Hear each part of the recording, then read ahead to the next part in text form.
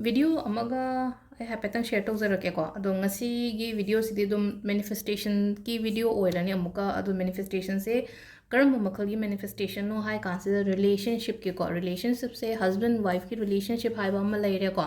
adagi khoi gi khangna ba mi nge gi oi taraga su sum hadi kaino gumba yamna argument gumba tawbo khoppa ko hadi kuin loina raga hadi sum nungai rak tabu khotta ba gum yarok pa yaw ina tangkak aduda hai tare ko hadi smoothly chatnabagi damakta hai tare seda sigi aina haji practice ama ni harake ko ama khatang na te seda ai ani natraga ahum gumbai share torake ko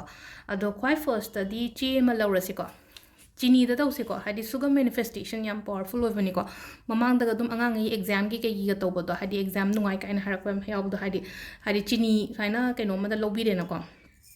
likli gi jar gumba ma da chini se dum thanna hap kera tang khai mo hap kera ai che do phumba ya bagi chang ama da hapi ba ado saina container ama lo ni likli gi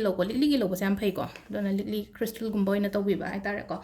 ado sida taw godab se kaino hai kan se da ne khoi gi jipu coin gi maning da yaw riba symbol se si yek to ni ko khoi na yek to se aduga sise sigi coin se masu thambi be ai ko ai gi bag ta kai da hapa ga su yam phare na tragana ai gi bedroom da kai da thambi ba hai tare bedroom da thamge ro upu manung da thamge ro ko ai to raga do sum hostel da ga lai ba khot pa ma pan da ga sum hai di room gum ba share tong na ba ga lai raga di sise ai gi bag ta kai da happy ba ko kwai ahambada tawgadab se kaino hai kan se da ko haidi aina se loi se kolom se angang ba lore ko angang ba lobo se na haidi relationship ge manifest tawgada di han mamang da yeng bangai di khang bi ram gani ko angang ba use tawbani ko paisa gi tawraga na green tawbane aduga ate exam ki health ki tawraga na blue tawbo ko blue se na mu universal color hai do oire na ko ado amta red su leitre kan kala se ba blue se na biyo do yaraga di lupa manga tara bi red pen am katang lebi ba hai tare ado sida khwai first ko mathakta igadab sina nangi khangnariba midugi person name hai tare ko husband gi oiro boyfriend girlfriend ko adumaina hai tare ko adugi person dugi name ko aduga sigi symbol se yek se ko sigi symbol se koina yek to se somda gi hauraga ko adi sida dum ye si si yong ko si screenshot logi su lobi on hai petang me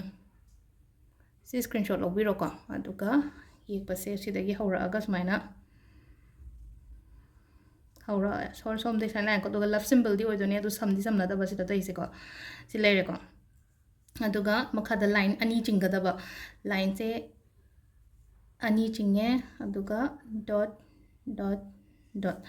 number se number se su ira se ko se da yaw riba number se haidi jibu se leitre na khalla se ba taraga di haidi sigi season kano hai tara ko se da yaw riba number se ina che da iraga kano to wi ba se ko se da yaw riba number se kaino 5 2 8 kitang gap thambiu ko aduga 4 3 2 1 1 1 ko aduga somgi ming haidi aina tawraga di aigi ming ko ado sidana haidi ngasai sisina haidi person gi maming do sisina sidana aigi maming hai tare ko my name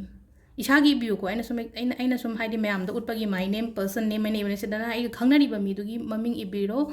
aigi husband natra khangnari ba mi dugi sidana isagi maming igada ba ko aduga sise chese fold tower se ko fold to base hai tare adum ai rom da hai tare ko ai rom da onjal laga tope on thoe mo ko onko stupe ohum lak thopa se ko onko taraga aga sigi chese ngasai ge na chini gi jar du da hapsan bigi ba hapsan laga kadai no ma thamjan garo si se khra wang na thangat ki bani khangde upu manung da aman mathak kum da ha ki bani khangde ko adumaina tawraga si sima leire ko khwai first ko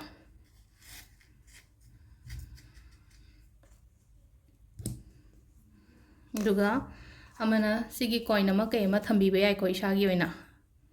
isagi coin ama thambi be ai aduga khoina bracelet tara haira agana haidi pink color ki kaino hai tare sum sugumba kaino gumba cbi ko relationship ke adu tambal sumba kai gumba sum am lei ko adu sum yum da thammo sugumba mayam se hai tare ko haidi imung manung nusi channa leina bagi damakta hai tare ko sida husband wife khatangi nasuna tabida imung da hai tare ko fazana kaino leige haira di si rose quartz gumba yam thambi ba phai ko sisima leire hamba da ko aduga amana kaino hai kan sida Friday numit khuding gi na keno se ꯑꯩꯈꯣꯏꯒꯤ ꯔꯣꯁ ꯋꯥꯇꯔꯁꯦ ꯏꯔꯨꯖꯕꯗ ꯈꯤꯇꯪ drop ꯑꯍꯨꯝꯒꯨꯝꯕ ꯀꯩꯒꯨꯝꯕ ꯑꯃ ꯍꯥꯞꯄꯤꯌꯨꯀꯣ ꯍꯥꯏꯗꯤ ꯔꯤꯂꯦꯁꯟꯁꯤꯞꯁꯦ ꯍꯧꯖꯤꯛꯇꯤ ꯁꯨꯝ ꯅꯨꯡꯉꯥꯏꯇꯦꯅ ꯈꯟꯕꯤꯔꯒꯗꯤ ꯔꯣꯁ ꯋꯥꯇꯔꯁꯦ ꯑꯩꯅ ꯏꯔꯨꯖꯕꯗ ꯈꯔ ꯍꯥꯞꯄꯃꯀꯣ ꯑꯗꯨꯃ ꯂꯩꯔꯦ ꯑꯗꯨꯒ ꯑꯃꯅ ꯀꯩ ꯇꯧꯕ ꯌꯥꯒꯗꯒꯦ ꯍꯥꯏ ꯀꯥꯟꯁꯤꯗꯀꯣ ꯍꯞꯇꯥꯒꯤ ꯅꯠꯇ꯭ꯔꯒ ꯍꯞꯇꯥ ꯑꯃꯗ ꯑꯃꯨꯛꯇꯪ ꯅꯣꯡꯃ ꯑꯃ ꯀꯥꯏꯊꯣꯛꯄꯤꯔꯣꯀꯣ ꯍꯥꯏꯗꯤ ꯇꯧꯅꯤꯡꯕ ꯅꯨꯃꯤꯠ ꯑꯃꯗ ꯍꯦꯛꯇ ꯇꯧꯕ ꯌꯥꯏꯀꯣ ꯑꯩꯈꯣꯏꯒꯤ ꯈꯣꯡꯅꯥꯡꯒꯤ ꯃꯅꯥꯁꯦ ꯁꯅꯥ ꯈꯣꯡꯅꯥꯡ ꯀꯥꯏꯅ ꯍꯥꯏꯅꯕꯗꯣ ꯈꯣꯡꯅꯥꯡꯒꯤ ꯃꯅꯥꯁꯦ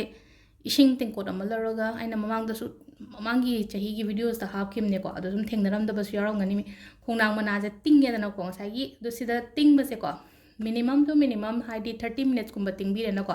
ꯑꯗꯨꯒꯤ ꯏꯁꯤꯡꯗꯣ ꯑꯩꯒꯤ ꯔꯨꯝꯗ ꯂꯣꯏꯅ ꯈꯤꯛꯇꯣꯛꯑꯣꯕ ꯑꯗꯨꯒꯤ ꯄꯣꯠꯇꯣ ꯑꯗꯨꯒ ꯑꯔꯦꯝꯕꯗꯣ ꯃꯄꯥꯟꯗ ꯑꯗꯨꯝ ꯍꯩꯗꯣꯛꯄꯤꯈ꯭ꯔꯣꯀꯣ ꯑꯗꯣ ꯑꯩꯒꯤ ꯀꯩꯅꯣꯗꯣ ꯂꯣꯏ ꯐꯃꯨꯡ ꯐꯥꯅꯨꯡꯗꯒꯤ ꯀꯩꯗꯩ ꯂꯣꯏ ꯈꯤꯛꯇꯣꯛꯄꯤꯔꯒ